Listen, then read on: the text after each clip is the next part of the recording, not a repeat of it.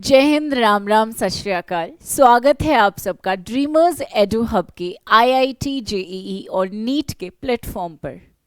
मैं हूं मोनिका डागर और आज से आप मेरे साथ जुड़ेंगे बॉटनी की क्लासेस के लिए, क्योंकि नीट में बायोलॉजी का जो पोर्शन है बॉटनी, उसका अच्छा खासा योगदान रहता है, या फिर कहें कि बहुत ज़्यादा योगदान रहता है। चूँकि आप मुझे पहली बार देख रहे होंगे, तो let me introduce you to myself. This side Monica Dagar and I'll be teaching you botany. Actually I am botany faculty here. तो चलो आज की क्लास को शुरू करते हैं बिना अपना टाइम गवाएं, क्योंकि एग्ज़ाम में बहुत ज़्यादा समय बाकी नहीं है और हमारी हर एक जो मिनट है वो बहुत ज़्यादा ज़रूरी है। आज हम जो चैप्टर पढ़ेंगे that is plant growth and development from our class 11th। तो चलो इसके बारे में पढ़ना शुरू करते हैं। सबसे पहले चैप्टर के ओवरव्यू की बात करते हैं कि हमें चैप्टर में किन किन चीज़ों के बारे में पढ़ना है। तो बेसिकली चैप्टर की 3 भाग हैं, 3 भाग में चैप्टर को डिवाइड करा गया है बेटा।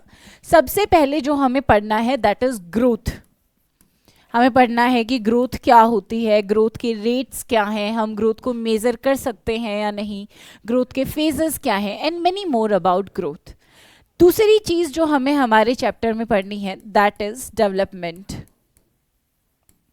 And last major and most important part, जहां से नीट में हर बार इस चैप्टर से पर्टिकुलरली लगभग 90% क्वेश्चंस इस तीसरे पार्ट से ही बनते हैं, विच इज पीजीआर।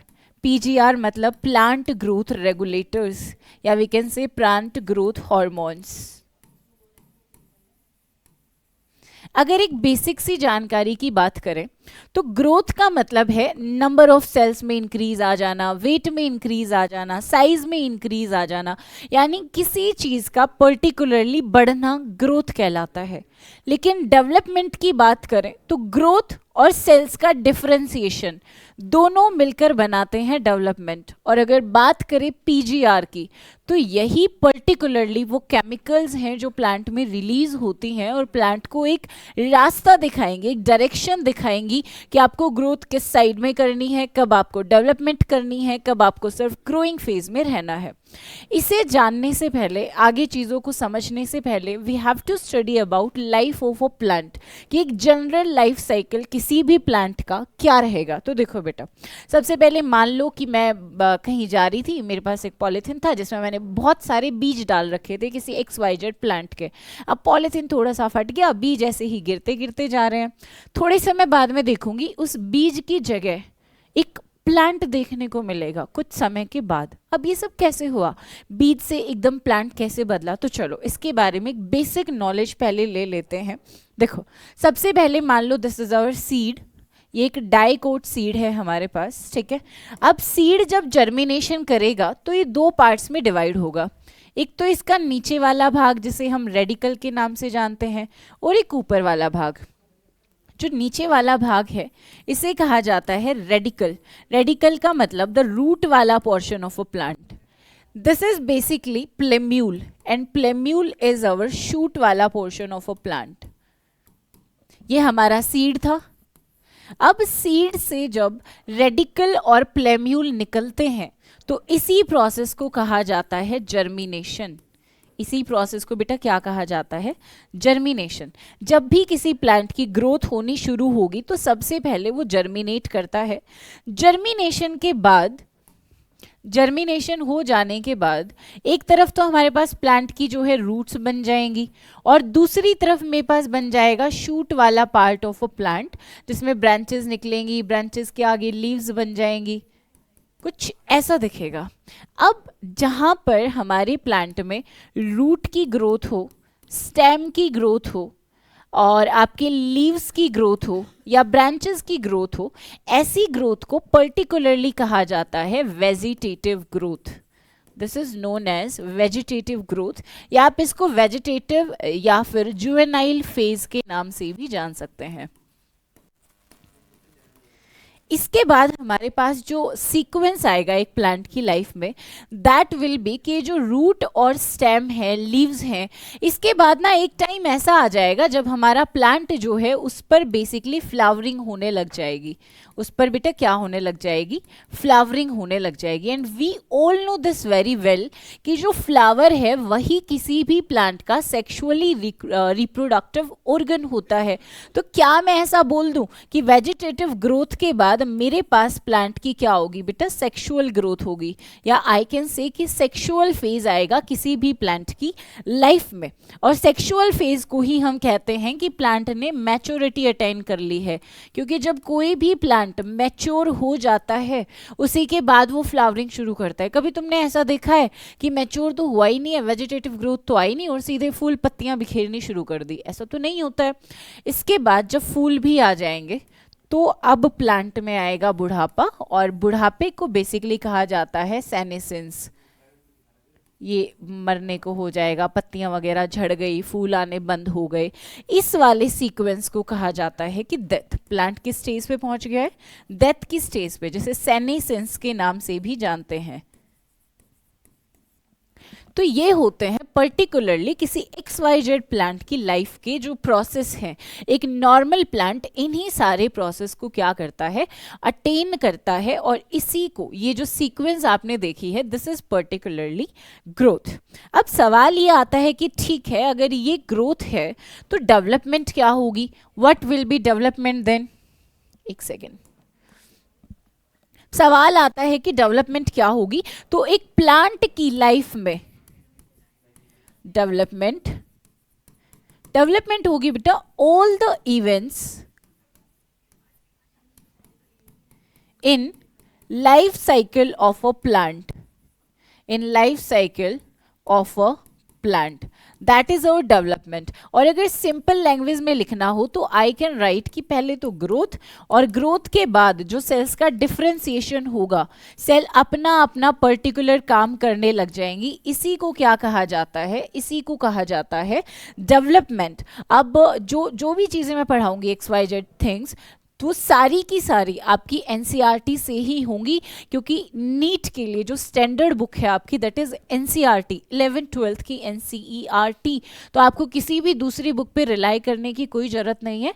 मस्त क्लास देखिए, बिंदास अपने कंसेप्ट क्लियर करिए, और साथ साथ जैसे ही आपकी क्लास हो जाए आफ्टर दैट NCERT पढ़ना बिल्कुल भी ना भूले, क्योंकि एक एक क्वेश्चन आपके NCERT से ही बनता है। अब सवाल ये आता है कि क्या मैं NCERT पढ़ के सेल्फ स्टडी करके और एग्जाम क्रैक कर सकता हूँ? हाँ, कर सकते हो अगर आपके कंसेप्ट हद से ज़्यादा क्लियर हैं। लेकिन देखो बेटा, NCERT is just a help book. वहाँ पे काफ़ी चीज़ें ऐसी होती हैं, ठीक है आपको एक लाइन में बता दी, लेकिन उसमें एक लाइन में ही 5 ऐसे वर्ड्स मिल जाते हैं जिनके बारे में हमें पता ही नहीं वो क्या है। तो उसके लिए आपको क्लासेस अटेंड करनी पड़ती हैं, उसके लिए आपको ये देखना पड़ता है कि मैं कंसेप्ट कहाँ से क्लियर करूँ। तो कंसेप्ट कहीं और से नहीं, यहीं से क्लियर होंगे। चैनल को सब्सक्राइब कर दो, वीडियो को लाइक कर दो, और क्लास पे पूरा पूरा अपना ध्यान बना के रखो। ध्यान इधर उधर बिल्कुल नहीं भटकाना है। जितनी देर मैं पढ़ा रही हूँ मस्त अपने नोट्स बनाते जाओ। जो भी चीज़ें क्लास में पढ़ाई जाएंगी, if you want it's PDF, तो PDF आपको हमारे टेलीग्राम चैनल पे मिल जाएगी। आप लिंक से हमारा टेलीग्राम चैनल ज्वाइन कर सकते हो। कोई भी डाउट आए आप कमेंट सेक्शन में पूछ लेना, I reply all your comments. ठीक है, चलो। तो ये डेवलपमेंट थी। अब सवाल ये आता है कि हमें PGR के बारे में भी पढ़ना है, जो अलग अलग स्टेजेस पे इन्वॉल्व है। हाँ बिल्कुल पढ़ना है, क्योंकि हमारा मेजर पार्ट तो वही है चैप्टर का। लेकिन वो पढ़ने से पहले हमें बहुत सारी टर्मिनोलॉजी क्लियर करनी है। हमें ग्रोथ के बारे में डिटेल्स जाननी है, हमें ग्रोथ के फेजेस जानने हैं, हमें टाइप्स जानने हैं, हमें डेफिनेशन जाननी है, डिफरेंस जानना है ग्रोथ और डेवलपमेंट में क्या होता है। मैडम अभी अभी आपने ऐसे बोला कि सारे के सारे इवेंट्स किसी भी प्लांट की लाइफ साइकिल में क्या कहलाते हैं? डेवलपमेंट कहलाते हैं, और ग्रोथ प्लस डिफरेंशिएशन ही डेवलपमेंट होता है। लेकिन मुद्दा तो ये है ना भाई, ये तो बताओ कि फर्क क्या है ग्रोथ में और डेवलपमेंट में। तो चलो पहले वही जानते हैं, what is the major difference between growth and development. Growth बेटा एक इरिवर्सिबल चेंज है। इस रिवर्सिबल चेंज का मतलब कि परमानेंट, अगर किसी चीज़ की ग्रोथ हो गई है तो वो ग्रोथ कभी भी कम नहीं होगी। इंडिविजुअल पार्ट की ग्रोथ हो सकती है, ऑर्गन की हो सकती है। एक बात बताओ, एक पत्ती है, पत्ती का साइज इतना हो गया, क्या ऐसा होगा कि इसके बाद ये पत्ती ऐसे हो जाए? कीड़े वीड़े ने खा लिया है तो अलग बात है, बट नेचुरली ऐसा होना तो पॉसिबल है ही नहीं। हाँ ये लुढ़क सकती है, हो सकता है कि यहाँ पे बहुत ज़्यादा इथाइलिन का प्रोडक्शन हो गया और पत्ती का एब्सेशन हो गया, पत्ती गिर गई, है ना, लेकिन छोटी तो नहीं होगी ना ऑटोमेटिकली साइज में। तो दिस इज पर्टिकुलरली ग्रोथ। यहाँ से अगर पत्ती ने ऐसा साइज अटेन कर लिया है, मतलब पत्ती ने क्या करी है बेटा, ग्रोथ करी है। Now the major question is कि क्या हम ग्रोथ को मेजर कर सकते हैं? जी हाँ, बिल्कुल कर सकते हैं। Growth can be measured, area के रूप में कर सकते हो, लेंथ के रूप में कर सकते हो। एक जनरल सी बात बताना, मैंने एक पेड़ लगाया, आज वो पेड़ इतना सा है, ठीक है, कल को ये पेड़ जो है ऐसे हो गया, वट विल यू से? यूल से अरे भाई पेड़ ना मस्त स्पीड से ग्रो कर रहा है। तो वही जिस वर्ड को तुम ग्रो कर रहे हो, जो सिंपली इंग्लिश में तुम ग्रो यूज करते हो, वही तो है। कोई रामायण महाभारत हमें यहाँ पे नहीं पढ़नी है। ग्रोथ का मतलब किसी चीज के साइज में इंक्रीज हो सकता है, जैसे देखो साइज में इंक्रीज हो गया, वेट में इंक्रीज हो सकता है, एरिया में इंक्रीज हो सकता है, जैसे पत्ती वगैरह का नॉर्मली हम एरिया ही देखते हैं, वॉल्यूम में इंक्रीज आ सकता है, नंबर ऑफ सेल्स में इंक्रीज आ सकता है, ठीक है। चलो अब आगे ग्रोथ के बारे में डिटेल्ड स्टडी करना शुरू करते हैं, ठीक है बेटा। चलो ग्रोथ की हमने डेफिनेशन पढ़नी थी, डेफिनेशन हमने पढ़ ली है, हमने समझ लिया है कि ग्रोथ क्या होता है। हमें पढ़ना है कि जो ग्रोथ है हमारी, उसके टाइप्स कितने होते हैं, क्या ग्रोथ को मेजर कर सकते हैं, ग्रोथ के फेजेस क्या हैं, रेट्स क्या हैं और कंडीशन क्या है। आगे बढ़ने से पहले हम पहले दो वर्ड्स के बारे में डिस्कस करेंगे। पहला वर्ड तो ये कि मैम ड्राई वेट क्या होता है, और दूसरा वर्ड ये कि मैम फ्रेश वेट क्या होता है। तो देखो बेटा, तुम समझने के लिए ड्राई वेट को मास बोल सकते हो और फ्रेश वेट को जैसे हम नॉर्मली अपनी बॉडी का वेट काउंट करते हैं वैसे ले सकते हो। देखो ड्राई वेट का मतलब है कि कोई पेड़ है, ठीक है, इस पेड़ में जो पत्ती वगैरह है या फिर इसकी स्टेम वगैरह है, इसकी रूट्स वगैरह हैं, इन सबको वेट कर लेना ड्राई वेट में आएगा जब मैंने पेड़ को जमीन से उखाड़ के और उसे सुखा दिया है। सूखे हुए पेड़ का वेट करना इज अवर ड्राई वेट। लेकिन फ्रेश वेट की अगर मैं बात करूं तो जो प्लांट है और जस्ट अभी मैंने उखाड़ा, अब ये इसमें नमी है, अब अगर मैं इसको वेट करूंगी तो that will come under fresh weight. लेकिन फ्रेश वेट बहुत ज़्यादा रिलायबल नहीं है, हम ड्राई वेट को ज़्यादा प्रेफरेंस देते हैं और उसका रीज़न ये है क्योंकि देखो वाटर कंटेंट जो है किसी भी प्लांट में through out the plant body uneven हो सकता है, तो वहाँ से आप एक real weight of the plant नहीं बता सकते हो। सो जो मेजर वैल्यू हम यहाँ पे यूज़ करते हैं that is dry weight in spite of fresh wait.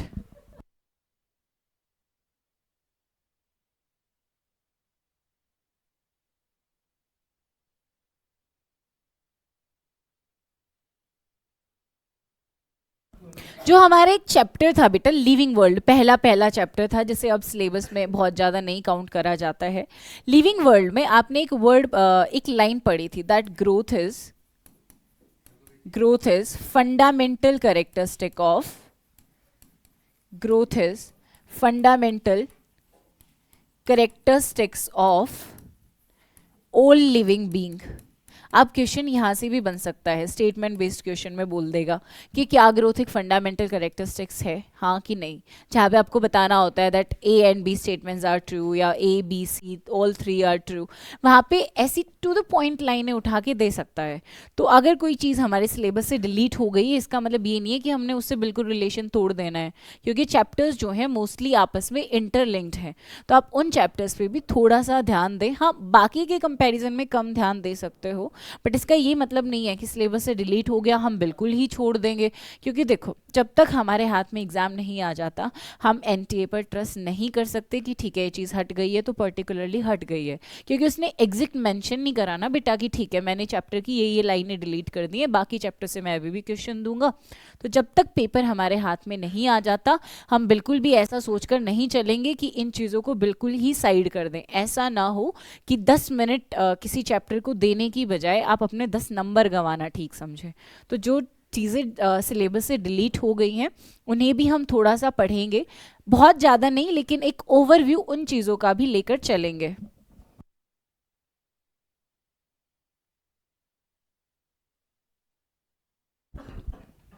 अब सवाल, अभी अभी हमने बात करी थी कि जो ग्रोथ है कि क्या वो मेजरेबल है, और हमने बोला था हाँ ग्रोथ को हम मेज़र कर सकते हैं। तो एनसीईआरटी में ना उसके लिए एग्जाम्पल दिया गया है कि जो आपकी एक मेज सेल है वो 1 घंटे के अंदर 17,500 नई सेल्स बनाती है। जो आपकी मेज की सेल है वो 1 घंटे के अंदर 17,500 नई सेल बनाती है। कहाँ से बनाती है? रूट एपिकल मेरिस्टेम से। यानी जो रूट एपिकल मेरिस्टेम वाला पार्ट है हमारा, वो 1 घंटे के अंदर मेज सेल का पर्टिकुलरली 17,500 बार डिवाइड करता है। और एक और एग्जाम्पल हमें दिया गया है वो है वाटरमेलन का, और यहाँ पे बोला गया है कि जो एक वाटरमेलन की सेल है, एक वाटरमेलन की जो सेल है वो 1 आवर के अंदर 3,50,000 टाइम्स क्या हो जाती है बेटा, अपने साइज को इंक्रीज कर लेती है। ठीक है, ये एनसीईआरटी के एग्जाम्पल्स हैं, तो इन्हें बिल्कुल अच्छे से याद करना, क्योंकि सीधा क्वेश्चन उठ के आ जाता है कि 17,500 बार कौन सी सेल डिवाइड करती है, या मेज सेल जो है उसका कौन सी वाली पार्ट की सेल्स जो है वो बहुत ज़्यादा रैपिड डिवीजन करेंगी रूट एपिकल मेरिस्टेम से। ठीक है, जल्दी से बताओ कि क्या यहाँ तक सारी चीज़ें क्लियर हैं, फिर आगे चलते हैं।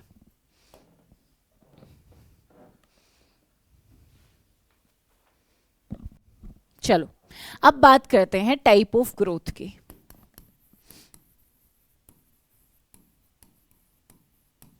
अगर टाइप ऑफ ग्रोथ की बात करें तो प्लांट के अंदर ओपन टाइप ऑफ ग्रोथ होती है। प्लांट में जो ग्रोथ होती है that is open type of growth. Open type of growth के फर्दर 2 सब पार्ट्स आते हैं। एक आता है डिटर्मिनेट ग्रोथ और एक आती है आपकी इनडिटर्मिनेट ग्रोथ। एक आपकी डिटर्मिनेट ग्रोथ आती है और दूसरी आती है इनडिटर्मिनेट ग्रोथ। अब डिटर्मिनेट और इनडिटर्मिनेट में फ़र्क क्या है बेटा? देखो, डिटर्मिनेट ग्रोथ का मतलब होता है growth up to a fixed rate, कि एक फिक्स्ड साइज है, एक फिक्स्ड रेट है, इसी तक ग्रोथ होगी, इसके आगे ग्रोथ नहीं होगी। लेकिन इनडिटर्मिनेट में कुछ भी चीज़ फिक्स्ड नहीं होती है। जैसे अगर मैं बात करूँ डिटर्मिनेट की, तो डिटर्मिनेट के कुछ पार्ट्स हैं प्लांट के, जैसे आपका हो गया लीफ हो गया, फ्लावर हो गया, फ्रूट हो गया। अगर मैं कोई पर्टिकुलर पेड़ को लेकर चलती हूँ, ठीक है, तो इस पेड़ पर जितनी भी पत्तियां लगी होंगी जब वो मैच्योरिटी अटेन कर लेंगी तो उन सबका साइज जो है वो इक्वल मिलेगा। इसका मतलब दिस इज डिटर्मिनेट ग्रोथ। एक पेड़ पर लगने वाले जो फ्रूट हैं, कच्चे पक्के फ्रूट की बात नहीं हो रही कि मैम कच्चा था तो साइज छोटा था, पक गया तो साइज बड़ा हो गया। कच्चे फ्रूट्स का साइज अलग है, पक्के का अलग है, नहीं। एक पर्टिकुलर टाइम जब मैं सभी के सभी फ्रूट्स को देती हूँ, मान लो कि 2 फ्रूट्स हैं एक पेड़ के, दोनों को मैं 10 दिन का टाइम दे रही हूँ, तो उनका साइज जो है वो लगभग देखने में क्या मिलेगा आपको, सेम मिलेगा। तो that is a determinate growth. एक पेड़ के अगर आप फूलों को देखोगे तो पर्टिकुलर टाइम के बाद उनका साइज एक जैसा ही देखने को मिलता है। तो डिटर्मिनेट ग्रोथ से क्वेश्चन ये आ सकता है कि प्लांट के कौन से ऑर्गन में होती हैं। तो एक तो लीव्स में होती हैं आपकी, एक होती हैं फ्रूट में, और एक होती हैं बेटा फ्लावर में। ठीक है, अगर इनडिटर्मिनेट की बात करें तो बेसिकली प्राइमरी ग्रोथ जो है किसी भी लाइफ की शूट एपिकल या फिर रूट एपिकल में वो डिफर कर सकती है, और सेकेंडरी ग्रोथ जो है कोर कैम्बियम और वस्कुलर कैम्बियम की वो भी डिफर कर सकती है। ये कुछ एग्जाम्पल आते हैं आपके इनडिटर्मिनेट में। इनडिटर्मिनेट वो वाली ग्रोथ है जिसमें फिक्स्ड नहीं है चीज़ें। इसकी अगर एग्जाम्पल की बात करें तो जैसे लेंथ हो गई किसी भी पेड़ की, लेंथ एंड थिकनेस। मान लो एक पर्टिकुलर एरिया में मैंने 2 बीज लगाए, ये कोई मेरे पास पर्टिकुलर लैंड फॉर्म है, एक मैंने यहाँ पर एक बीज ग्रो करा, इस पेड़ की लेंथ मान लो इतनी चली गई। दूसरा मैंने ग्रो करा इधर, इसकी लेंथ सेम पेड़ है लेकिन लेंथ अलग अलग हो गई, या फिर रूट की जो थिकनेस है वो अलग अलग हो गई, तो वो आएगी आपके किसके अंदर, इनडिटर्मिनेट ग्रोथ के अंदर। ठीक है, चलो आगे चलते हैं और अगली चीज हम पढ़ेंगे phases of growth. Next will be studying about phases of growth. तो किसी भी प्लांट के अंदर फेजेस ऑफ ग्रोथ जो है वो हमेशा 3 रहते हैं। एक आपका होता है region of meristematic activity, region of meristematic activity, आप इसको मेरिस्टेमेटिक फेज भी कह सकते हैं। मेरिस्टेमेटिक के बाद आता है एलोंगेशन, और एलोंगेशन के बाद लास्ट में जो आपकी चीज आती है दैट इज मैचुरेशन। इसे हम रूट एपिकल की हेल्प से पढ़ेंगे डायग्राम बना के। चलो पहले डायग्राम बनाते हैं एक रूट का। Suppose this is our root. तो रूट की टिप के ऊपर पहले हमारे पास प्रेजेंट होती है रूट कैप। यहाँ पे हमारे पास प्रेजेंट होती है रूट कैप, और रूट कैप के जस्ट ऊपर हमारे पास जो है कुछ सेल्स पाई जाती हैं मेरिस्टेमेटिक टिश्यू की। यहाँ पे सेल्स पाई जाती हैं बेटा मेरिस्टेमेटिक टिश्यू की। मेरिस्टेमेटिक टिश्यू के बारे में हमें पता है, इसे डिवाइडिंग टिश्यू के नाम से भी जाना जाता है। और ये वो वाली सेल्स होती हैं जो बहुत ज़्यादा रैपिड डिवीजन करती हैं। ये टिप पे जो लगी हुई है that is root cap. Root cap के बाद जो ये वाली सेल्स हैं ये हैं हमारी मेरिस्टेमेटिक सेल। एक मेरिस्टेमेटिक सेल क्या करती है बेटा, एक सेल दो नई सेल में डिवाइड होती है। अब दो नई सेल में डिवाइड होने के बाद यहाँ पे दो कंडीशन बनती हैं। एक कंडीशन तो ये कि ये वाली जो सेल है, मतलब कोई भी दोनों में से एक सेल जो है वो तो बदल जाएगी फिर से मेरिस्टेमेटिक सेल के अंदर, और दूसरी सेल आपकी बदल जाएगी परमानेंट सेल के अंदर। अब जो ये मेरिस्टेमेटिक सेल से एक सेल परमानेंट सेल में बदल गई है, इसी प्रोसेस को कहा जाता है डिफरेंशिएशन। डिफरेंशिएशन, डी डिफरेंशिएशन, री डिफरेंशिएशन, इन सब के बारे में हम आगे बहुत डिटेल में पढ़ने वाले हैं। तो अब मेरिस्टेमेटिक सेल की कुछ सेल्स ने क्या करा बेटा, इन्होंने कर लिया डिफरेंशिएशन, और डिफरेंशिएशन करके यहाँ पे जो हमारा अब रीजन बनेगा that will be region of elongation. Elongation वाली सारी सेल्स का मैंने साइज अलग अलग बनाया है। उसका रीज़न ये है कि जितनी मेरिस्टेमेटिक से जितनी पीछे सेल्स होंगी यानी वो परमानेंट में डिवाइड होने वाली हैं, और जितनी मेरिस्टेमेटिक रीजन के पास की सेल्स होंगी मतलब अभी वो अपना रास्ता भटके हुए हैं। हो भी सकता है कि वो मेरिस्टेमेटिक टिश्यू में बदल जाएं, हो सकता है कि वो परमानेंट टिश्यू में बदल जाएं। अभी इन्होंने अपना पाथ पर्टिकुलरली डिसाइड नहीं करा है कि मुझे मेरिस्टेमेटिक बनना है या मुझे परमानेंट टिश्यू में बदलना है। इस वाले भाग को कहा जाता है रीजन ऑफ एलोंगेशन, और रीजन ऑफ एलोंगेशन के पीछे आपको मिलता है रीजन ऑफ मैचुरेशन। जो मैचुरेशन वाली सेल्स हैं इन्होंने हाईली अपने आप को डिफरेंशिएट कर लिया होता है, ये पूरी तरह से बदल चुकी होती हैं आपकी परमानेंट सेल्स के अंदर, इन्हें अपना काम पता चल चुका होता है। अब अगर मैं परमानेंट सेल की बात करूँ तो परमानेंट सेल में भी तो बहुत सारी सेल्स आती है ना। हो सकता है ये पैरेन्काइमा टिश्यू में डिवाइड हुई हो सकता है कि कॉलेनकाइमा में डिवाइड हुई हो, स्क्लेरेन्काइमा में डिवाइड हुई हो, या फिर हो सकता है कि वस्कुलर टिश्यू में अपने आप को बदल लिया, जाइलम में या फिर फ्लोएम में। तो इसलिए कहते हैं कि जो आपका ये वाला पार्ट है यानी जो आपका मैचुरेशन वाला पार्ट है, ये वाली सेल्स क्या होती हैं बेटा आपकी हाईली डिफरेंशिएटेड होती हैं। ठीक है, अब रूट हेयर्स के बारे में सुना होगा जो कि एब्जॉर्प्शन बढ़ाने में हेल्प करते हैं, किसी भी पर्टिकुलर रूट का सरफेस एरिया ऑफ एब्जॉर्प्शन बढ़ाने में हेल्प करते हैं, है ना। तो जो आपका रीजन ऑफ मैचुरेशन है यहाँ पे प्रेजेंट होती हैं सेल्स कुछ, और यही सेल्स क्या करती हैं, अराइज करती हैं रूट हेयर्स को। एपिडर्मल सेल्स बोला जाता है इनको। यही एपिडर्मल सेल्स जो हैं फर्दर किस में कन्वर्ट हो जाती हैं बेटा, रूट हेयर में। और रूट हेयर्स जो हैं वो आपकी रीजन ऑफ मैचुरेशन के एरिया में ही पाए जाते हैं। ठीक है, रीजन ऑफ मैचुरेशन में सेल डिवीजन बिल्कुल भी नहीं होता है, और यहाँ पे ग्रोथ जो है वो हमेशा डाउनवर्ड रहेगी। पहले तो ये एपिथेलियल सेल्स हैं आपकी, सॉरी एपिडर्मल, एक मिनट, एपिडर्मल सेल्स हैं, और ये वाले स्ट्रक्चर जो हैं ये कन्वर्ट हो गई हैं हमारी रूट हेयर के अंदर। जो रीजन ऑफ मैचुरेशन है यहाँ पर सेल डिवीजन नहीं होता है, क्योंकि जो भी आपकी परमानेंट सेल्स हैं वो कभी भी सेल डिवीजन शो नहीं करती हैं। ये वाली सेल्स हमारी हाईली डिफरेंशिएटेड हैं, हाईली डिफरेंशिएटेड। ठीक है, इसको समझने का सबसे अच्छा तरीका ये है, तुम किसी भी XYZ पेड़ की बात कर लो, उस पेड़ का अगर टिप वाला भाग देखोगे या फिर रूट का टिप वाला भाग देखोगे वो हमेशा देखने में कच्चा सा दिखाई देता है, और बाकी पूरा का पूरा पार्ट जो है पेड़ का वो पक्का हुआ दिखता है। जैसे अगर मैं लीफ की बात करूं तो कोई लीफ है जब वो कच्ची है तो उसका कलर होता है लाइट ग्रीन, लेकिन पक जाने के बाद कलर जो है वो कैसा हो जाता है बेटा, बहुत ज़्यादा डार्क ग्रीन हो जाता है, या मैं कह सकती हूँ ऑलिव ग्रीन सा हो जाता है। क्यों? क्योंकि जो ये वाली सेल थी लाइट ग्रीन में, वो सेल्स आपकी आती हैं मेरिस्टेमेटिक टिश्यू के अंदर, यानी इधर मेरिस्टेमेटिक वाला पार्ट जो है। उसके बाद जो डार्क कलर होता जा रहा है पिट्योल की साइड से, यानी वहाँ पे मेरी सेल्स ने क्या अटेन कर ली है, मैच्योरिटी अटेन कर ली है, वो हाईली अब डिफरेंशिएट हो गई हैं, इसलिए वहाँ पे कलर चेंज हो गया। और ऐसा आप जनरली किसी भी प्लांट में देख सकते हैं। जल्दी से बताओ यहाँ तक की चीज़ें क्लियर है या कोई डाउट है?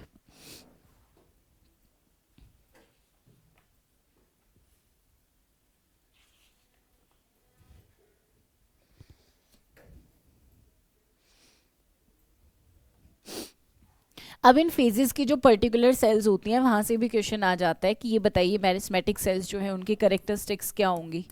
तो जो आपका रीजन ऑफ मेरिस्टेमेटिक एक्टिविटी है वहाँ पे मेरिस्टेमेटिक सेल्स पाई जाएंगी जिनके अंदर डेंस साइटोप्लाज्म पाया जाएगा। यहाँ पे डेंस साइटोप्लाज्म पाया जाएगा, थिन सेल वॉल पाई जाएगी, लार्ज न्यूक्लियस पाया जाएगा, और प्लाज्मोडेस्मेटा भी बहुत ज़्यादा पाया जाता है। प्लाज्मोडेस्मेटा, प्लाज्मोडेस्मेटा भी एक्सेसिवली पाया जाएगा। अब प्लाज्मोडेस्मेटा बेसिकली जो सेल्स हैं उनका आपस में एक दूसरे से जो कनेक्शन होता है दैट इज प्लाज्मोडेस्मेटा। जो रीजन ऑफ एलोंगेशन है, रीजन ऑफ एलोंगेशन में सेल्स क्या होती हैं बेटा, एलोंगेट हो जाती हैं। एलोंगेट का मतलब मान लो नॉर्मली ऐसी थी कोई सेल, अब ये सेल ऐसे हो जाती है, ठीक है। तो यहाँ पे एक तो हमारी सेल्स एलोंगेट हो जाएंगी, इनके अंदर न्यू सेल वॉल डिपोजिशन शुरू हो जाएगा, न्यू सेल वॉल डिपोजिशन। और लास्ट में हम बात करते हैं हमारे रीजन ऑफ मैचुरेशन की। तो जो जहाँ जो हमारी सेल्स मैच्योरिटी अटेन कर चुकी होती हैं उनकी अगर बात करें तो इनका मैक्सिमम साइज होता है, मैक्सिमम साइज होता है, अरे बाबा, सेल वॉल जो है वो भी क्या हो जाती है, थिक हो जाती है, ठीक है बेटा। This was something in general about all the three reasons of meristematic activity, elongation या reason of elongation, and lastly the reason of maturation, ठीक है। चलो ये वाला कंसेप्ट यहीं पे ख़त्म होता है। अब बात करते हैं रेट ऑफ ग्रोथ की। Now will be talking about rate of growth, ठीक है। चलो अगर रेट ऑफ ग्रोथ की बात करेंगे तो प्लांट्स के अंदर बेसिकली आपको दो तरह के रेट देखने को मिलते हैं। एक तो होता है आपका अर्थमेटिक और एक होता है जियोमेट्रिक। अर्थमेटिक ग्रोथ और दूसरी होती है बेटा आपकी geometric growth.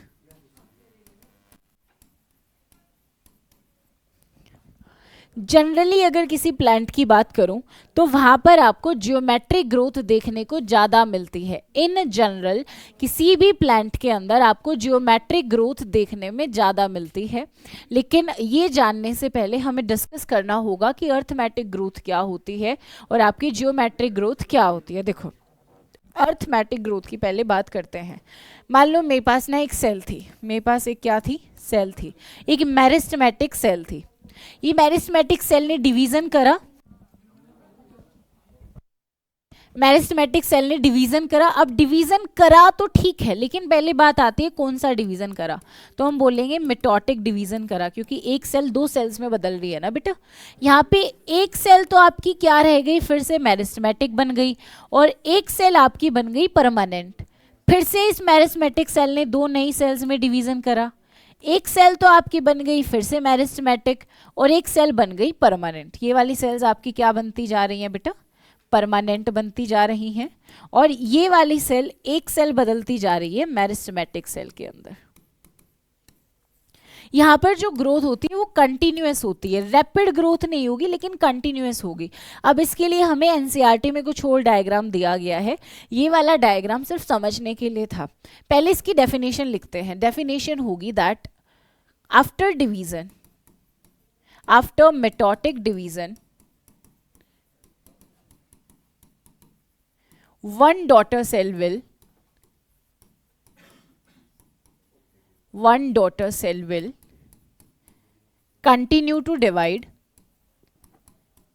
and one daughter cell and another daughter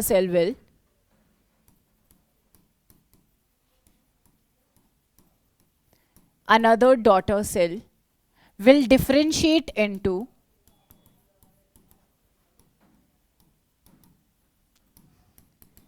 permanent cell.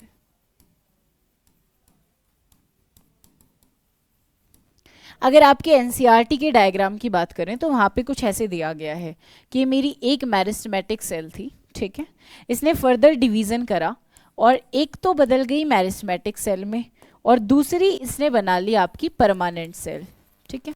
अब इसने फर्दर डिवीज़न करा और फर्दर डिवीज़न करके फिर से एक तो बना ली आपकी मेरिस्टेमेटिक सेल और दूसरी बना ली परमानेंट सेल। अब यहाँ समझने की बात यह है कि यहाँ पे मेरिस्टेमेटिक सेल का नंबर तो फिक्स रहेगा लेकिन परमानेंट सेल का नंबर हर बार बढ़ता जाएगा। कैसे, देखो यहाँ पे एक सेल थी मेरे पास जिसने एक मेरिस्टेमेटिक बना दी, एक परमानेंट।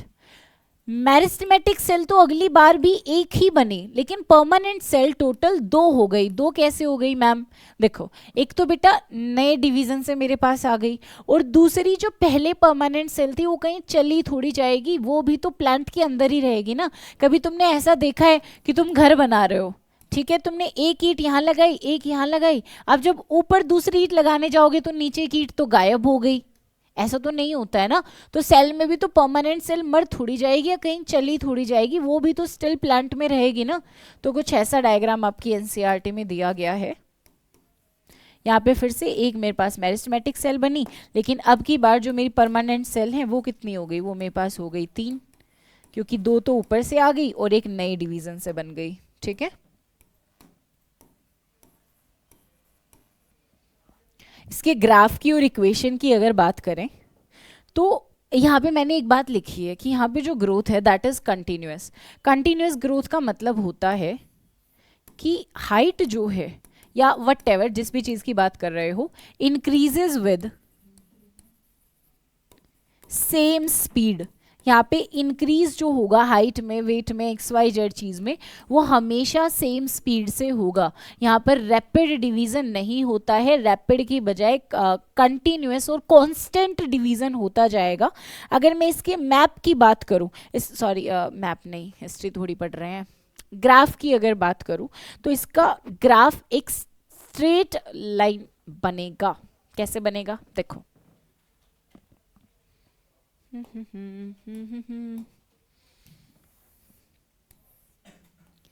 एक पॉइंट ऑफ टाइम से मैंने ग्रोथ को मेजर करना शुरू करा, ठीक है, और जो मेरी ग्रोथ है उसका ग्राफ जाएगा कुछ ऐसे, ठीक है। कांस्टेंट ग्रोथ हो रही है। मान लो कि एक्स एक्सिस की अगर मैं बात करूं तो एक्स एक्सिस पे मैंने लिखा 1 2 3 और वाई एक्सिस की बात करूं तो यहाँ पे मैंने ग्रोथ लिखी। मान लो पहले जो मेरी ग्रोथ थी, बेसिक ग्रोथ, वो थी मेरे पास 10 मीटर, यहाँ पे मैंने ले ली 12 मीटर, यहाँ मैंने ले ली 14 मीटर, यहाँ मैंने ले ली 16। अब एक मिनट के अंदर, मिनट, डेज, वट एवर, मैं चलो मिनट लेके चल रही हूँ, आप कुछ भी ले सकते हो। एक मिनट के अंदर मानो कि मेरी जो ग्रोथ हुई थी वो थी कितनी, 10 पे थी। दूसरी मिनट में ये बदल गई 12 पे, तीसरी में ये बदल गई 14 पे, यानी हर बार जो मेरी ग्रोथ हो रही है वो कितनी हो रही है बेटा, 2 मीटर। यहाँ पे जो ग्रोथ रहेगी वो हमेशा रहेगी कांस्टेंट। जिस स्पीड से उसने बढ़ना शुरू करा उसी स्पीड से वो बढ़ती हुई जाती है, ठीक है। डन। जल्दी से बताओ कि क्या ये वाली बात क्लियर है आप लोगों को। इधर नीचे की साइड हम टाइम लेके चलते हैं और इस साइड हम लेकर चलते हैं height of plant, height of plant, ठीक है। अब इसके बाद हमें बस इक्वेशन की बात और करनी है, फिर हमारा अर्थमेटिक वाला पोर्शन जो है वो बेसिकली कंप्लीट हो जाएगा। चलो, इक्वेशन ऑफ अर्थमेटिक ग्राफ या अर्थमेटिक ग्रोथ। इसकी इक्वेशन होती है बेटा L T is equal to L naught plus R T. L T is equal to L naught plus R T, जहां पे जो हमारा एल टी दिया गया है that is L T is growth in given time.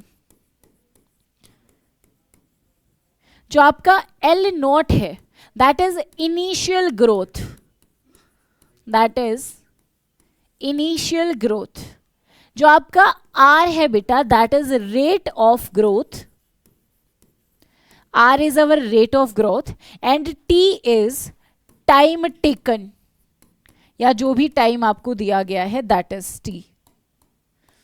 ठीक है, इसका अगर न्यूमेरिकल सॉल्व करें, मान लो कि मेरे को दिया गया है कि इनिशियली जो आपका प्लांट है उसकी हाइट है आपके पास, इनिशियली प्लांट की हाइट है आपके पास 10 मीटर, सपोज करके चलते हैं। ठीक है, रेट ऑफ ग्रोथ जो है वो है 2 metre per day, rate of growth है 2 metre per day. Time period आपको दिया गया है कि आप मेरे को ये बताओ 10 दिन के बाद, 10 डेज के बाद जो ग्रोथ है वो क्या होगी, 10 डेज के बाद ग्रोथ है वो क्या होगी, मतलब एल टी हमारा क्या होगा। तो यहाँ पे वैल्यूज पुट करेंगे कि मैम एल टी आपने 10 दिन में पूछा है, ठीक है।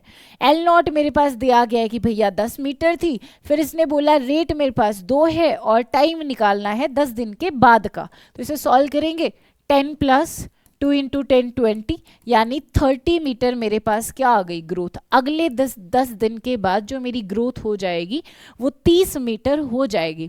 अब यहाँ पे जरूरी नहीं है कि आपसे एल टी ही पूछे, आपसे रेट पूछ सकता है, बोल सकता है कि एल टी जो है आज के दिन वो 20 है, इनिशियल जो था वो 5 था, साथ में आपको रेट निकालना है और टाइम इसने बोला है कि भैया टाइम तुम ले लो 5 दिन का। तो बताओ कैसे करोगे, 20 minus 5 is equal to R into 5, 20 minus 5 15 बराबर है आर गुना 5। अब ये 5 उधर मल्टीप्लाई में था, इधर डिवाइड में आ जाएगा, 15 by 5 is equal to R. जो आपका रेट है वो आ जाएगा 3 मीटर पर डे। ठीक है, जल्दी बताओ क्या अर्थमेटिक का ग्राफ और इसकी इक्वेशन क्लियर हुई। फिर शुरू करते हैं जियोमेट्रिक के बारे में।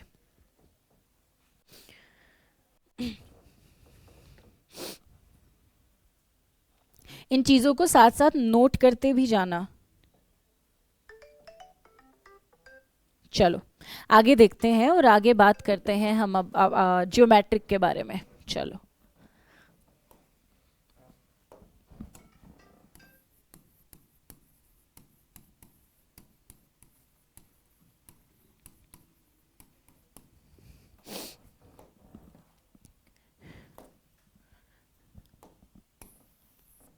जो आपकी जियोमेट्रिक ग्रोथ है मोस्टली प्लांट्स में, जनरली जो है वो हमें जियोमेट्रिक ग्रोथ ही देखने को मिलती है, प्लांट्स में नहीं, मोस्टली ऑर्गेनिज्म में ही हमें जियोमेट्रिक ग्रोथ देखने को मिलती है। अब यहाँ पे जो है वो होता क्या है, पहली बात तो ये रैपिड ग्रोथ होगी। ठीक है, mother cell divides into 2 daughter cell by mitotic division। Mitotic यानी इक्वेशनल डिवीजन, यहाँ पे इक्वेशनल डिवीजन ही चलता है दोनों के अंदर। Divide into mitotic division and then both the daughter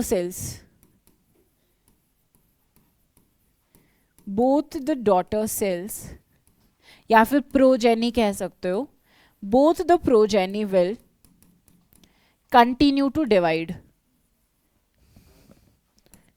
यहाँ पे मेजर डिफरेंस ये है बेटा, देखो जो हमारी अर्थमेटिक सेल थी वहां पे क्या हो रहा था कि मेरे पास एक सेल थी, एक सेल ने 2 नई सेल में डिवीजन करा, एक तो फिर आगे डिवाइड कर जाएगी और एक किस में बदल जा रही थी, हमारी परमानेंट सेल में बदल जा रही थी। लेकिन जियोमेट्रिक के अंदर ऐसा नहीं होता है बेटा।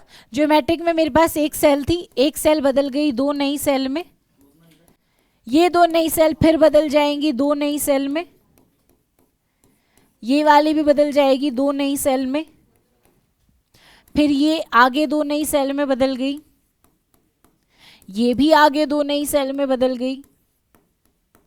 मतलब यहाँ पे किसी भी सेल का डिफरेंशिएशन नहीं हो रहा है, दोनों की दोनों सेल्स जो हैं वो कंटिन्यू डिवीजन शो कर रही हैं, और इसी को कहा जाता है जियोमेट्रिक डिवीजन। अब इसे रैपिड डिवीजन इस वजह से बोला, देखो पहले थी एक सेल, एक सेल से मेरे पास दो सेल आ गई, दो से चार आ गई, चार से आठ आ गई, आठ से 16, 16 से 32, सीधा ना नंबर डबल हो रहा है, मतलब एकदम से बहुत ज़्यादा ग्रोथ हो रही है। ठीक है, तो यहाँ पे जो आपका जियोमेट्रिक ग्रोथ है वहाँ पे रैपिड ग्रोथ होती है, और मदर सेल बदलेगी दो नई डॉटर सेल या प्रोजेनी में मिटोटिक डिवीजन से, और जो हमारी मदर से डॉटर सेल्स हैं वो फर्दर मिटोटिक डिवीजन करके आगे डिवाइड हो जाएंगी विदाउट एनी डिफरेंशिएशन, यहाँ पर कोई भी चेंज नहीं आता है। ठीक है, अगर जियोमेट्रिक की इक्वेशन की बात करी जाए तो इसकी इक्वेशन रहती है बेटा, जियोमेट्रिक की जो आपकी इक्वेशन है, जो जियोमेट्रिक वाला ग्राफ है, इसका एनसीईआरटी में भी ग्राफ ऐसे ही दिया गया है कि एक सेल है वो दो नई सेल में बदल गई, दो नई सेल हैं वो चार नई सेल में बदल गई, तो एनसीईआरटी में भी ये ऐसे ही एक्सप्लेन किया गया है।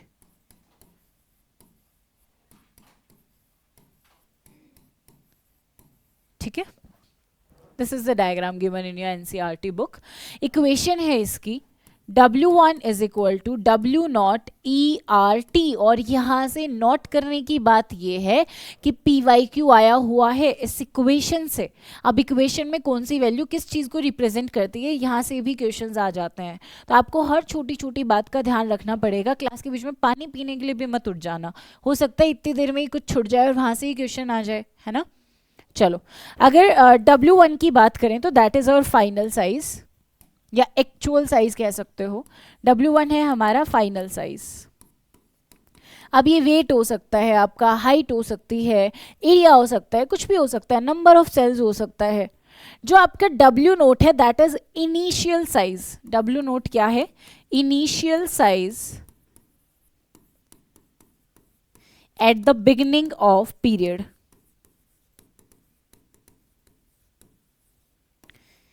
इनिशियल साइज का मतलब ये है, जैसे पिछली इक्वेशन की मैं बात करूं तो पिछली इक्वेशन में हमने बात करी थी कि भैया ठीक है, मेरे को ना एक टाइम दिया गया है कि पहले आपका जो प्लांट था उसकी हाइट कितनी थी, 10 मीटर थी, तो 10 मीटर मेरा क्या हो गया बेटा, दैट इज इनिशियल साइज, कि जो मेरे को जहाँ से काउंट करना शुरू करना है उस टाइम पे मेरे पेड़ की हाइट, वेट, साइज, फलाना ढिमकाना क्या था, है ना। तो ये उसकी बात हो रही है, इनिशियल साइज। और जो आपका एक मिनट, जो आपका W1 है फाइनल साइज, यानी कि वो वाला साइज है कि जब तक मैंने ऑब्जर्वेशन करी मेरे पेड़ की, अब गिवन टाइम के अंदर मेरे पेड़ की हाइट क्या आई, मेरे पेड़ के नंबर ऑफ सेल्स क्या आए। ठीक है, E से क्वेश्चन आया था कि ये E क्या है, दिस इज योर PYQ, और क्वेश्चन ये था कि व्हाट इज E, जिसका आंसर था base of log. Base of log, आप लोग तो फिजिक्स पढ़ते हो ना, तो आपको तो लॉगरिथम्स निकालने आते होंगे, तो base of natural log, base of natural log आपका क्या था बेटा, दैट वाज योर E। यहाँ पे R जो है, R is relative growth rate, R है आपका रिलेटिव ग्रोथ रेट,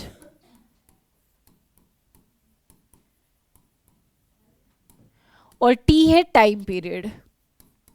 इसका न्यूमेरिकल मैं तुम्हें करके दिखाऊंगी नहीं, क्योंकि मेरा फिजिक्स में 11वीं क्लास से ही हाथ तंग है ना, तो मुझे लॉग की वैल्यूज निकालनी नहीं आती हैं, सो इसका न्यूमेरिकल मैं नहीं करके बताऊंगी, और न्यूमेरिकल्स हमारे आते भी नहीं है।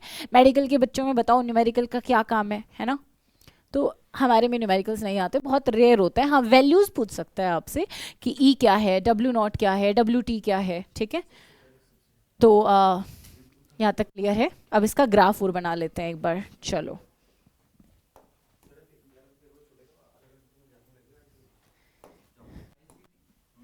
देखो बेटा, इसका जो ग्राफ बनेगा that will B basically,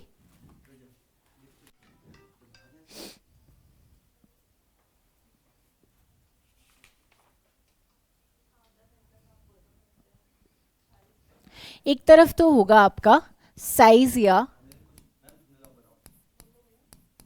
weight of plant, जो भी चीज आप ले रहे हो वाई इंडेक्स पे, और एक्स एक्सिस की अगर बात करें तो यहाँ पे हमारा रहेगा टाइम पीरियड। ठीक है, जो भी टाइम आपने लिया है वो टाइम की वैल्यू यहाँ पे आएगी। ये बड़ी ही इंटरेस्टिंग चीज़ है। देखो, मान लो मैंने एक्स वाई जेड टाइम से यहाँ से ग्रोथ देखनी शुरू करी, तो पहले तो ग्रोथ धीरे धीरे बढ़ेगी, फिर एकदम रैपिड ग्रोथ होगी और फिर जाके रुक जाएगी। कुछ ऐसा बनता है आपका जियोमेट्रिक ग्रोथ का ग्राफ। अब इसमें जो धीरे धीरे ग्रोथ हुई ना, स्लो वाली जो ग्रोथ हुई यहां तक, इसे कहा जाता है लेग फेज। जहां आपकी एकदम रैपिड ग्रोथ हुई इसे कहा जाता है एक्सपोनेंशियल फेज, और इसे कहा जाता है बेटा स्टेशनरी फेज। अब तुम्हारे मन में ऐसे आ रहा होगा ना कि मैम एक टाइम पे जाके तो ग्रोथ रुक गई, मतलब ग्रोथ कांस्टेंट हो गई, तो इसके बाद तो ग्राफ नीचे गिर जाना चाहिए ना। तो अरे ध्यान रखो बेटा, छोटी छोटी बातों का आपको ध्यान रखना पड़ेगा।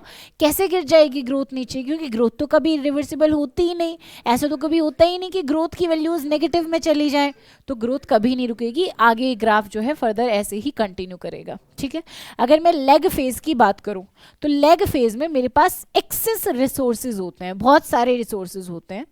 एक्सपोनेंशियल ग्रोथ के अंदर मैक्सिमम सेल डिवीजन होता है,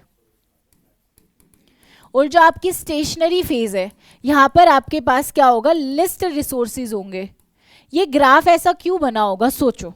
देखो, एक प्लांट है, उसकी ग्रोथ हुई, जब प्लांट छोटा था ठीक है, उसके पास न्यूट्रिएंट्स अच्छे खासे, तो उसने रैपिड ग्रोथ कर ली। लेकिन एक टाइम पे अगर पेड़ तो बहुत बड़ा हो गया और मेरे पास जो रिसोर्सेज है, मेरे पास पेड़ को देने के लिए जो दाना पानी है वो बहुत कम हो गया, तो उसकी वजह से अब सारी की सारी सेल्स को तो ढंग से खाना मिल नहीं पाएगा। ढंग से खाना नहीं मिल पाएगा तो ये सेल्स क्या कर देंगी बेटा, दे विल शो डिफरेंशिएशन, और डिफरेंशिएशन करके ये फर्दर किस में कन्वर्ट हो जाएंगे, अर्थमेटिक ग्रोथ में कन्वर्ट हो जाएंगे। अब ऐसा ही ग्राफ, ऐसा ही same graph, same values, lag phase, exponential phase, stationary phase, ये आती हैं आपके सिग्मोइड कर्व में।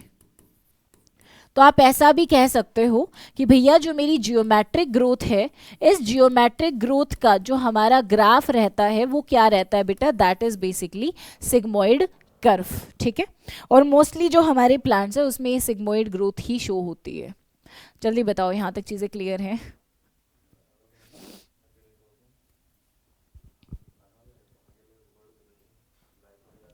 और जो आपकी सिग्मोइड ग्रोथ ही है, ये सिग्मोइड ग्रोथ के लिए आप एक और पॉइंट याद करेंगे, इट ऑल्सो रिप्रेजेंट्स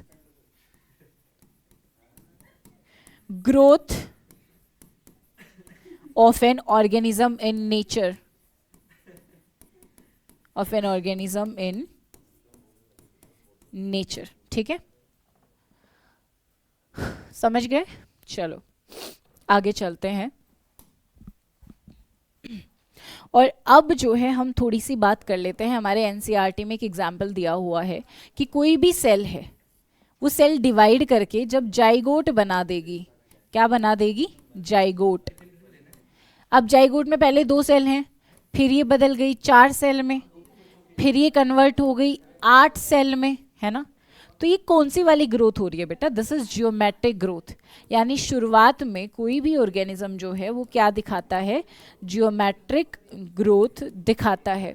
अब इसके बाद क्या होगा, इसके बाद मेरे पास एक टाइम आएगा, at an particular period of time, particular number of cells के डिवीजन के बाद एक टाइम मेरे पास ऐसा आ जाएगा जब जो मैंने ब्लू कलर से हाईलाइट करी हैं, ये वाली सेल्स तो किस में रह गई, ब्लू कलर से जो मैंने हाईलाइट करी हैं ये वाली सेल्स तो अभी भी कौन सी सेल्स हैं, ये तो मेरिस्टेमेटिक सेल हैं, यानी ये तो डिवीजन कंटिन्यू करेंगे।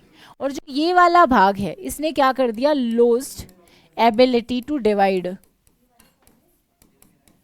इन्होंने डिवीजन करना बंद कर दिया। और ऐसी स्टेज पे जहाँ पे कुछ सेल्स ही डिवीजन करें और बाकी सेल्स परमानेंट में कन्वर्ट हो जाएं, उस वाली ग्रोथ को बोला जाता है अर्थमेटिक ग्रोथ। मतलब यहाँ पर जो है अब कौन सी शो आ गई, ग्रोथ आ गई बेटा, दैट इज अर्थमेटिक ग्रोथ। इसी के साथ जो हमारा ग्रोथ वाला था वो कंप्लीट होता है। अब ग्रोथ रेट्स में ना हम थोड़ा सा पीछे चलेंगे, थोड़ा सा पीछे जाएंगे इक्वेशन पे, इस वाली इक्वेशन पे।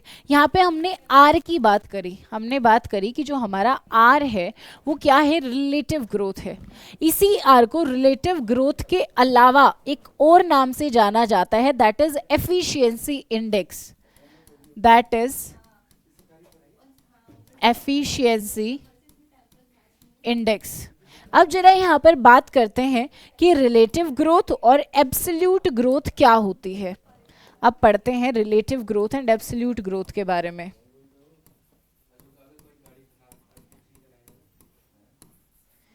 Relative growth and absolute growth के बारे में, ठीक है। ये भी एक तरह से ग्रोथ रेट को मेजर करने का ही एक तरीका है। अगर मैं बात करूं रिलेटिव ग्रोथ की, तो जैसे मान लो मेरे पास ना, पहले एब्सोल्यूट ग्रोथ की बात करते हैं। मान लो मेरे पास दो पत्तियां हैं, एक पत्ती मेरे पास ये है,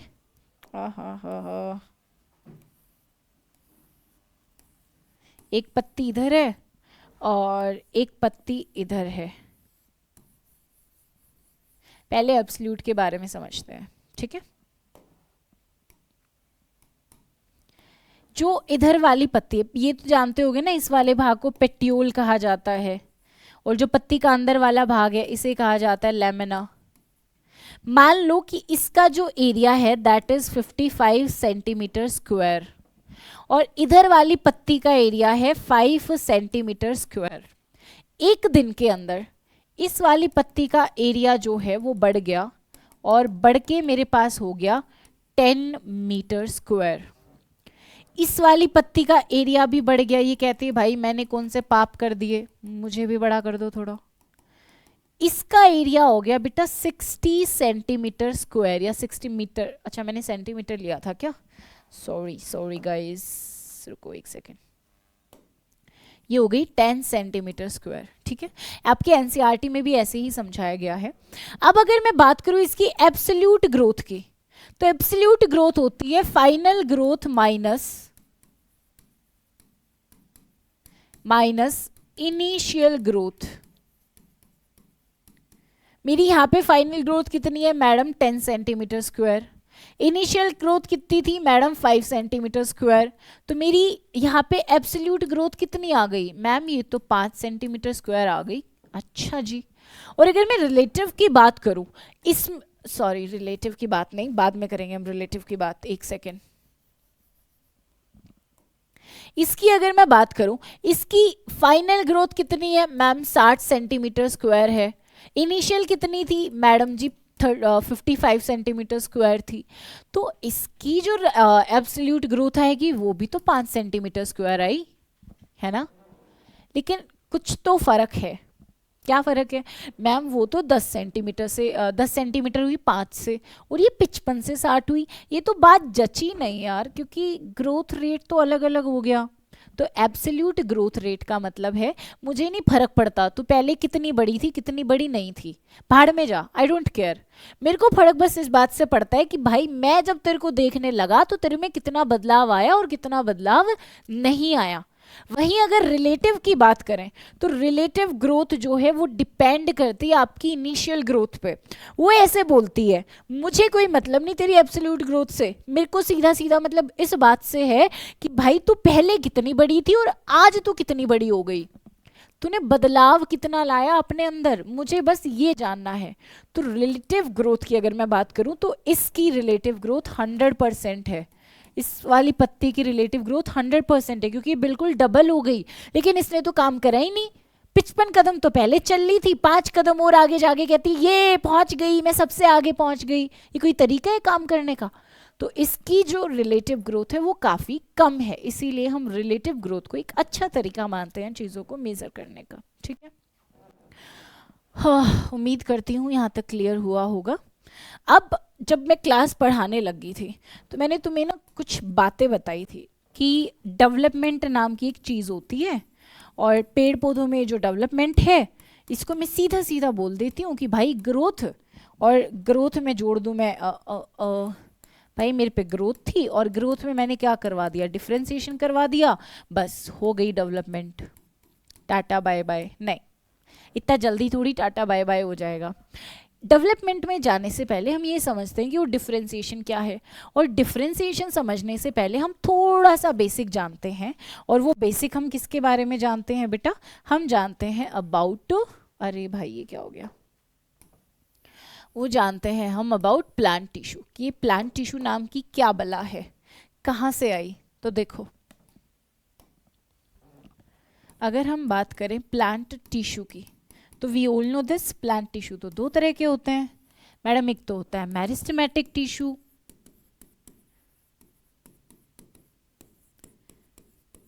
और एक होता है मैडम जी परमानेंट टिश्यू। अब कुछ बच्चों को लग रहा होगा क्या ये छोटे बच्चों वाली बातें पढ़ा रहे हो मैडम, ये तो हमें आती हैं। लेकिन यही छोटे बच्चों वाली बातें ना बेटा कई बार पेपर में बहुत कंफ्यूजन क्रिएट कर देती हैं, तो रिवीजन करने में हमारा कुछ नहीं जा रहा। मेरिस्टेमेटिक टिश्यू को ही हम डिवाइडिंग टिश्यू के नाम से भी जानते हैं। अब इसको फर्दर दो पार्ट में डिवाइड करा जाता है, एक तो आपका प्राइमरी मेरिस्टेमेटिक,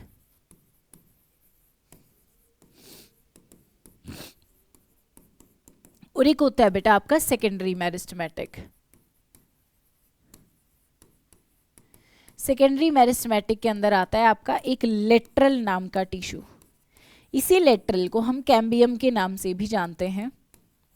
और प्राइमरी में आते हैं आपके दो टिश्यू, एक तो एपिकल मेरिस्टेमेटिक टिश्यू और एक आता है आपका इंटरकैलरी टिश्यू, ठीक है। लेटरल को आगे दो भागों में बांट देते हैं, कितने भाग हैं भाई पता नहीं। लेटरल को आगे दो भागों में बांट देते हैं, एक तो कोर्क कैम्बियम में और एक बेटा वस्कुलर कैम्बियम में,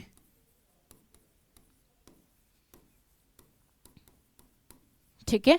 और जो आपका परमानेंट टिश्यू है, इस परमानेंट टिश्यू को बांटा जाता है दो भागों में, एक तो सिंपल परमानेंट और दूसरा होता है आपका कॉम्प्लेक्स। इस कॉम्प्लेक्स को हम वस्कुलर टिश्यू के नाम से भी जानते हैं।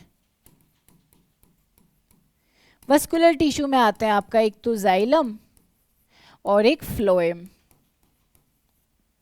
और जो आपका सिंपल है इसके अंदर आती हैं तीन चीजें, एक तो पैरेन्काइमा, कॉलेनकाइमा एंड स्क्लेरेन्काइमा। चूंकि मेरिस्टेमेटिक टिश्यू को तो डिवाइडिंग टिश्यू के नाम से ही जाना जाता है, लेकिन कब तक डिवाइड करेगा? क्या ऐसा है कि एक पेड़ पौधा अपनी पूरी लाइफ साइकिल में डिवाइड होता रहता है? तो बहुत सारे पेड़ पौधे तो ऐसे हैं जो 120 साल जिंदा रहते हैं। अब उसे तो मार्स से भी ऊपर चला जाना चाहिए था, हमें रॉकेट की जरूरत ही नहीं पड़ती। क्यों हम फिजिक्स पढ़ रहे हैं, क्यों हमने रॉकेट्स बनाए? ऐसा क्यों नहीं हुआ कि मेरा जो पेड़ है उसने इतनी ज़्यादा ग्रोथ कर ली कि मैडम मैं तो ना पेड़ पे बैठा और 1 साल बाद ना मैं चांद पे पहुंच गया, क्योंकि मेरे पेड़ ने बहुत ज़्यादा ग्रोथ कर ली थी, मैं क्यों रॉकेट साइंस सीखूं, है ना?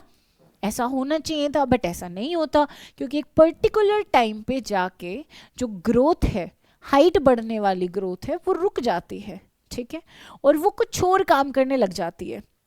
तो यही मेरिस्टेमेटिक सेल्स का परमानेंट टिश्यू की सेल्स में बदल जाना क्या कहलाता है बेटा? This is known as differentiation. This is known as what? Differentiation. समझे? समझे? नहीं नहीं तो नहीं समझा रे बाबा, देख मैं समझाती हूँ दोबारा। जो डेवलपमेंट है, ग्रोथ प्लस डिफरेंशिएशन, तो बात कर लेते हैं पहले कि ये डिफरेंशिएशन क्या है। और डिफरेंशिएशन की एक बहन है डी डिफरेंशिएशन और एक भाई है री डिफरेंशिएशन, उनके बारे में भी थोड़ी चर्चा कर लेते हैं। तो डिफरेंशिएशन को ही बेटा हम मैचुरेशन के नाम से भी जानते हैं, हम इसको मैचुरेशन के नाम से भी जानते हैं, ठीक है। अब डिफरेंशिएशन का सीधा सा मतलब कि मेरी जो मेरिस्टेमेटिक टिश्यू की सेल्स हैं, मेरिस्टेमेटिक कौन सा? Primary meristematic. जो मेरे प्राइमरी मेरिस्टेमेटिक टिश्यू है उसको मैं उठाऊं और बोलूं बे चल निकल यहाँ से, और जब मैं निकाल दूंगी तो बोलेगी अब किसके पास जाऊं मैं, तो परमानेंट टिश्यू बोलेगा आजा बेटा मेरे पास आजा। ठीक है, तो ये प्राइमरी मेरिस्टेमेटिक टिश्यू की सेल्स जब अपना घर छोड़ के और परमानेंट टिश्यू के घर में घुस जाती हैं तो उसी को क्या कहा जाता है बेटा, डिफरेंशिएशन। और प्लांट में जनरली ये फिनोमेना चलता रहता है, तो इसमें हमने कोई भी अलग सी बात नहीं पढ़ी। अब आती है ना अलग बात, कुछ नया बताओ मैम, बताती हूँ ना, थोड़ा इंतजार करो। अब आता है आपका डी डिफरेंशिएशन। डी डिफरेंशिएशन, इन दोनों की ना कभी नहीं बनती, डिफरेंशिएशन और डी डिफरेंशिएशन की। डिफरेंशिएशन कहता है कि मैं तो परमानेंट सेल में बदलूंगा, और डी डिफरेंशिएशन कहता है मेरे होते हुए कैसे बदलेगा, तो बदल के दिखा, अभी तुझे वापस लेके आती हूँ पकड़ के, एक लगाऊंगी कान के नीचे, वापस चल। तो बस यही तो काम करती है। इस परमानेंट टिश्यू को बोलेगी बेटा रुक जा, मेरी सेल्स मुझे वापस कर दे, और परमानेंट टिश्यू बोलेगा मुझे माफ करो माता जी, ले जाओ अपनी सेल्स को, और इन सेल्स को किस में बदल देगा, सेकेंडरी मेरिस्टेमेटिक टिश्यू में। तो अगर मेरे से कोई इसकी डेफिनेशन पूछ ले तो I will say in dicot plants,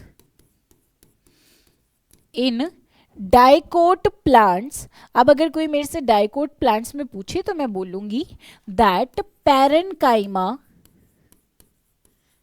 in dicot plants parenchyma changes to cork cambium. और यही तो है मेरा डी डिफरेंशिएशन, और कुछ अलग बात थोड़ी थी, इतनी सी तो बात हमें पढ़नी थी। अब ना मैम ये कोर्क कैम्बियम और पैरेन्काइमा, हाँ तो मैम है ना बताने के लिए, टेंशन क्यों ले रहे हो। देखो बेटा parenchyma is our permanent tissue, और अगर तुम्हें याद आ रहा है तो अभी अभी तुम्हें बताया गया था कि ये सिंपल परमानेंट टिश्यू होता है। एंड कोर्क कैम्बियम हमारा क्या है, cork cambium is secondary meristematic tissue. याद करो जरा, सेकेंडरी मेरिस्टेमेटिक टिश्यू में लेटरल आता था जिसे कैम्बियम के नाम से भी जानते हैं, और यही कैम्बियम के दो भाग थे, एक तो था कोर्क कैम्बियम और दूसरा आपका क्या था बेटा, दूसरा था हमारा वस्कुलर कैम्बियम। तो एक एग्जाम्पल तो इसका ये हो गया। बाकी इसके बारे में डिटेल में जो है हम पढ़ेंगे हमारे एनाटॉमी वाले चैप्टर में, क्योंकि ये वाली जो चीज़ है डाइकोट मोनोकोट, ये चीज़ हम यहाँ नहीं पढ़ते हैं, इन्हें हम एनाटॉमी में पढ़ते हैं। तो इस चीज़ के बारे में डिटेल्ड स्टडी हम कहाँ करेंगे, एनाटॉमी में करेंगे। अब इसके एक और एग्जाम्पल की बात करते हैं।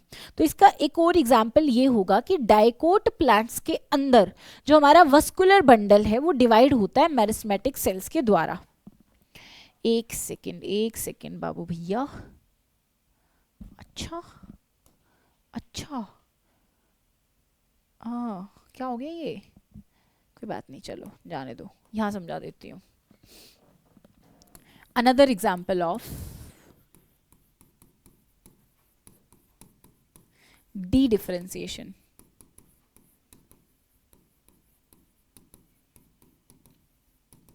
इन डाइकोट प्लांट्स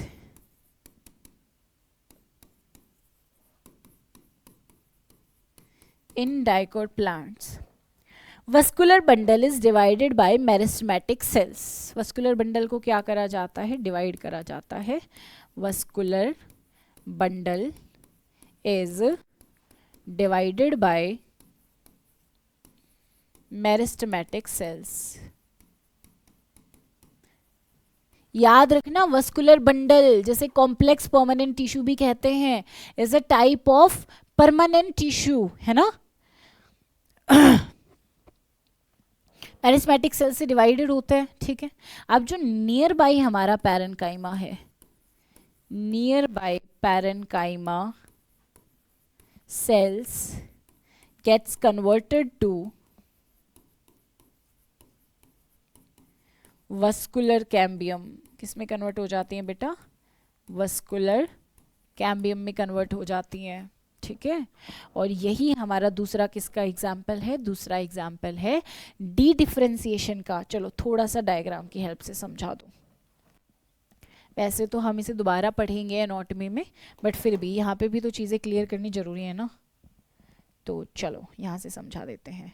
ये क्या आ गया, कैसे ठीक होगा है, अरे भाई ओके गॉट इट। देखो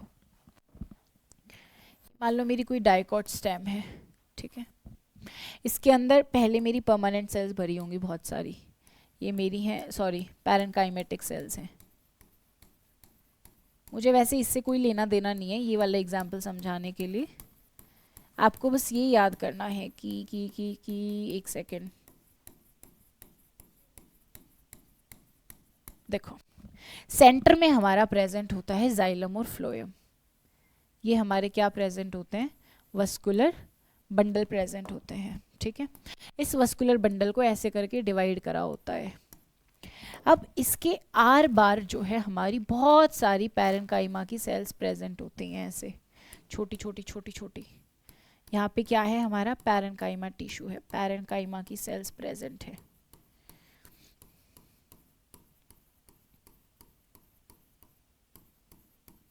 ये वस्कुलर टिश्यू को ऐसे घेर रखा है इन्होंने पैरेन्काइमा की सेल्स ने। ये क्या है, मेरा पैरेन्काइमा है, और parenchyma is an example of permanent cells, ठीक है। इधर हमारा क्या है बेटा, ये है हमारा vascular bundle, and vascular bundle is an example of permanent cells, ठीक है। अब इस वस्कुलर बंडल के अंदर जो मैंने ये येलो कलर से जो लाइंस बनाई है, इन येलो कलर को बोला जाता है इंट्राफेसिकुलर कैम्बियम, इनको बोला जाता है इंट्राफेसिकुलर कैम्बियम। अब ये इंट्राफेसिकुलर कैम्बियम क्या करेगा, इसके आसपास की जो सेल्स हैं, इसके आसपास की ये जो सेल्स हैं, इन सेल्स को बोलेगा बहन सुनो मेरी बात मान लो, तुम्हारे फायदे के लिए कह रहा हूँ, कुछ नहीं रखा ये पैरेन्काइमा की सेल्स बन के, कोई तुम्हें भाव नहीं देगा, ऐसे आए थे ऐसे ही चले जाओगे, कुछ कर लो जिंदगी में, कर लो धर लो, बैठ के कुछ नहीं मिलता, कितने दिन बैठ के खाओगे। तो पैरेन्काइमा की सेल्स बोलती हैं हाँ यार बात तो सोचने की है, तू बता भाई मैं क्या करूँ। तो ये बोलेगा तू मेरे हिस्से आ जा, मैं सब संभाल लूंगा, और इन पैरेन्काइमा की सेल्स को भुला फिसला के और क्या कर लेगा बेटा, इनको ये बदल लेगा किसमें, आपके वस्कुलर कैम्बियम में, इनको बदल देगा in the cells of vascular cambium. और वस्कुलर कैम्बियम हमारा क्या होता है मैम, वो तो हमारा सेकेंडरी मेरिस्टेमेटिक टिश्यू होता है, जी हाँ। और इसी मस्कुलर कैम्बियम की सेल्स को अब हम मेरिस्टेमेटिक टिश्यू, इस वस्कुलर सेल्स की जो कैम्बियम की सेल्स हैं, इनको हम अभी को नाम दे देंगे, और इनका नाम रखा जाएगा इंटरफेसिकुलर कैम्बियम। तो यहाँ पे तुम इसकी बजाय एक और एग्जाम्पल भी अब बना सकते हो, दैट विल बी कि पैरेन्काइमा को कन्वर्ट कर दिया जाता है किसमें, किसमें कन्वर्ट कर दिया जाता है बेटा, वस्कुलर कैम्बियम में, और इन सेल्स का मैं नाम दे देती हूं इंटरफेसिकुलर कैम्बियम, इंटरफेसिकुलर कैम्बियम, ठीक है। This was another example of D differentiation. अब री डिफ्रेंसिएशन की ओर बात कर लेते हैं कि री डिफ्रेंसिएशन भैया क्या है। अब तो कुछ नहीं है, छोटी सी चीज है, देखो सबसे पहले हमने पढ़ा डिफ्रेंसिएशन, डिफ्रेंसिएशन के बाद क्या हुआ, फिर हो गया डी डिफ्रेंसिएशन, डी डिफ्रेंसिएशन के बाद क्या हो जाता है बेटा, री डिफ्रेंसिएशन।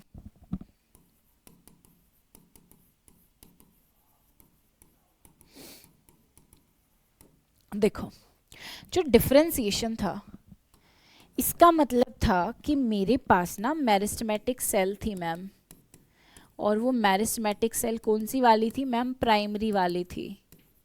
ये पता है आपको, बदल गई थी। मैं क्या किस में बदल गई थी मैम, परमानेंट टिश्यू में बदल गई थी। अच्छा जी, अब ये परमानेंट टिश्यू क्या करता है, धोखा दे देता है, घर का विभीषण लंका ढाए, ये डी डिफ्रेंसिएशन कर देता है, ये अपने आप को बदल देता है किस में, सेकेंडरी मेरिस्टेमेटिक में। और ये जो सेकेंडरी मेरिस्टेमेटिक में बदल गया, इसी को क्या कहा जाता है बेटा, इसी को कहा जाता है डी डिफ्रेंसिएशन। ये थी आपकी डिफरेंशिएशन। अब रीडिफरेंशिएशन बोलेगा, सुनो बेटा सेकेंडरी मैरिस्टेमेटिक, तुमने बहुत काम कर लिया, बस काम वाम छोड़ो, बुढ़ापा आ गया तुम में, अब घर पे बैठ के शांति से आराम कर लो, कुछ नहीं रखा, मरोगे ना कुछ नहीं साथ जाएगा, ऐसे ही खाली हाथ चले जाओगे, लोग याद भी नहीं करेंगे। तो ये कहता है हाँ यार बात तो ठीक है, अब तो मेरे हाथ पैर भी काम करना छोड़ दिए हैं, तो मैं चलो वापस बदल ही जाता हूँ परमानेंट में, और वैसे भी परमानेंट बन के क्या ही करना है, बस बैठे बैठे एक जगह से ये करो वो करो, ऐसे बकवास करते रहनी है और अपना टाइम मस्त कट जाएगा। तो इस सेकेंडरी मैरिस्टेमेटिक से जो फिर से परमानेंट टिश्यू बदलता है तो इसे कहा जाता है बेटा डी डिफरेंशिएशन। ठीक है, अब इनके कुछ एग्जाम्पल्स की बात कर लेते हैं। अगर मैं डिफरेंशिएटेड मेरिस्टेमेटिक की बात करूं तो इसके एग्जाम्पल्स आते हैं डी डिफरेंशिएटेड के, cork cambium and vascular cambium. अगर मैं बात करूं रीडिफरेंशिएटेड सेल्स की तो इसका एग्जाम्पल आता है cork secondary cortex, cork secondary cortex, इनके बारे में डिटेल हम एनाटॉमी में पढ़ेंगे। सेकेंडरी जाइलम, सेकेंडरी फ्लोएम,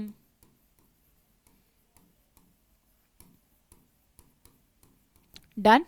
तो इसी के साथ हमारा डिफरेंशिएशन, डी डिफरेंशिएशन और रीडिफरेंशिएशन जो है इसका कंसेप्ट होता है खत्म।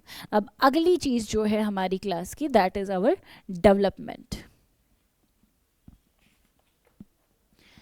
तो यहाँ पे जो है हमारा पर्टिकुलरली क्लास का एक पार्ट कंप्लीट हो गया and that part was about growth.